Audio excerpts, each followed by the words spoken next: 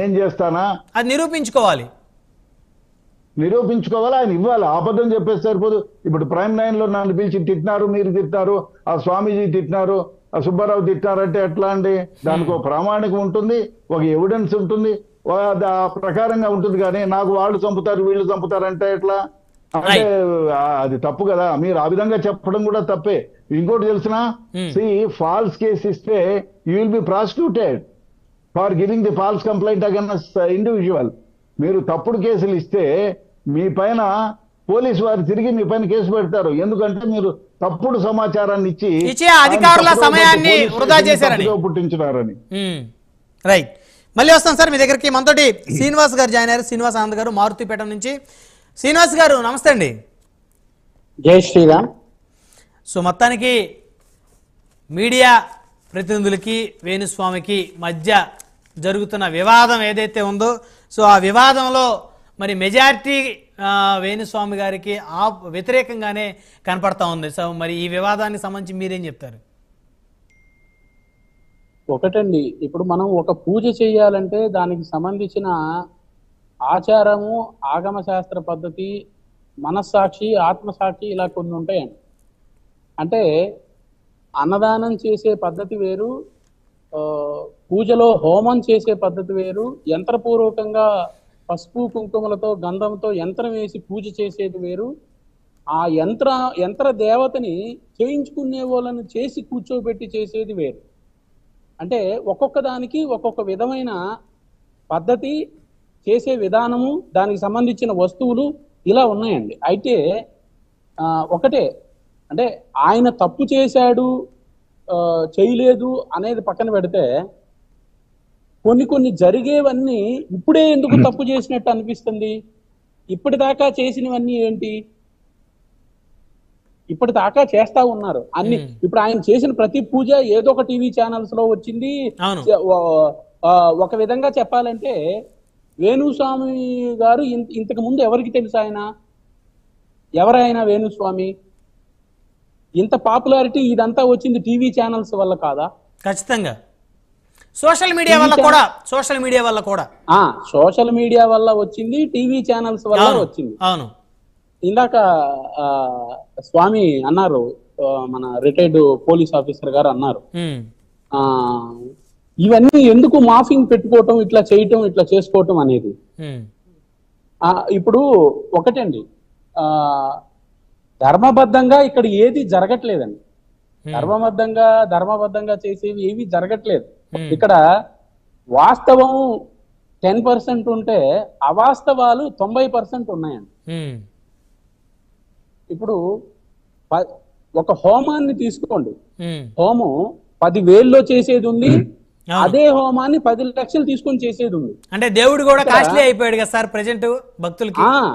అదేనండి, ఇప్పుడు ఎవరి ఇష్టం వాళ్ళది, ఎవరి పద్ధతి వాళ్ళది, ఎవరి ఆగమ శాస్త్రం వాళ్ళది, ఎవరి విధానం వాళ్ళది అన్నట్టు అయిందండి. మనం 300 ఏళ్ల వెనక్కి వెళ్దాం.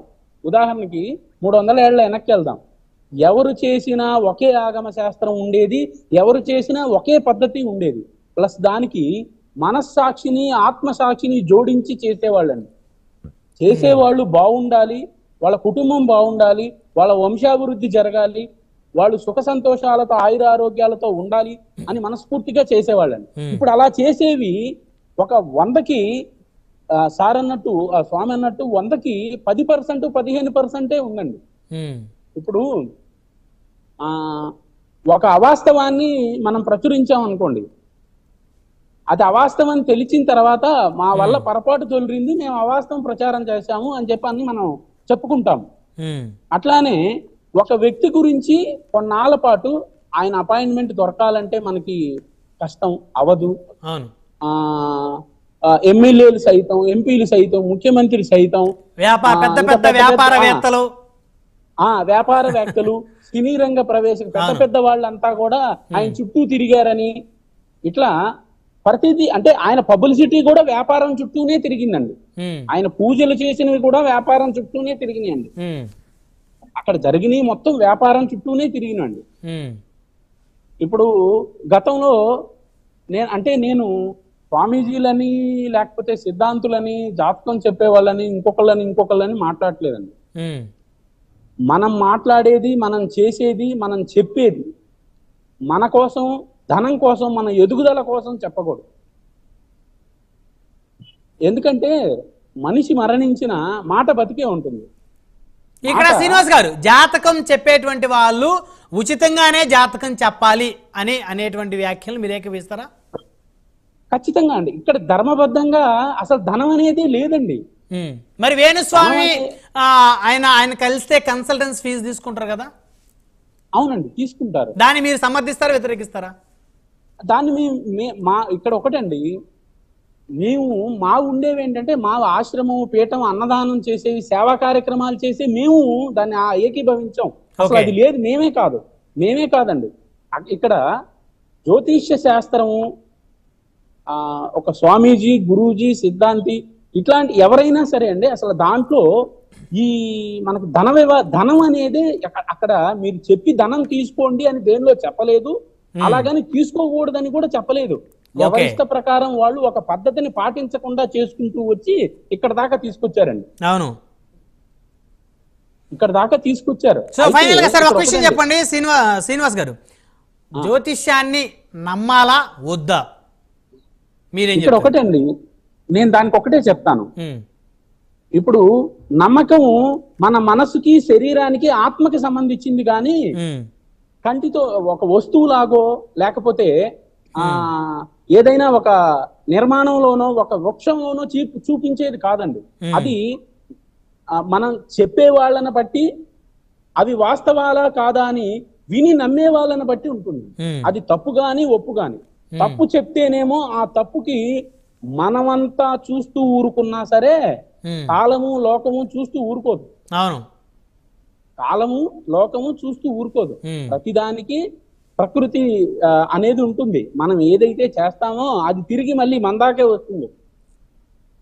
అట్లానే మనం ఏం చెప్తున్నాం, ఎంతవరకు చెప్పగలం, ఎంతవరకు చెప్తాము, ఎవరికి చెప్పగలం, ఏమేం చెప్పగలం అంటే ఒక జ్యోతిష్య శాస్త్రానికి ఏమేమి నియమ నిబంధనలు ఉన్నాయి, ఏం చెప్పకూడదు, ఏం చెప్పచ్చు, ఏం బయటికి చెప్పకూడదు, అసలు అడగని వారికి చెప్పచ్చా, మనం చెప్పకూడదా?